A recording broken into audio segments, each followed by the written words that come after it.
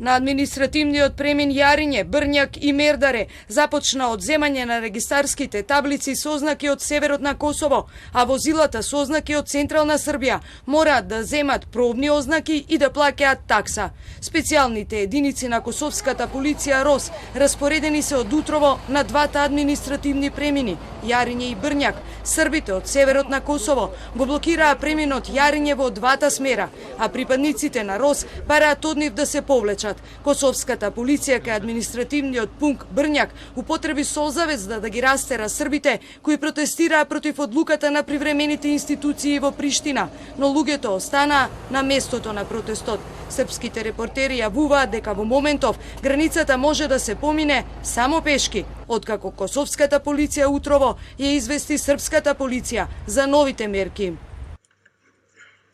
Këto janë tabelat tona që janë të përkohshme për ata të cilët vinë me tabela të tjera, ndërka që ka 10 vjet që qytetarët tonë paguajnë për këto tabelat që janë poshtë. Ne nuk i duam as këto. Mirë po, derisa të ketë këso, do të ketë edhe këso.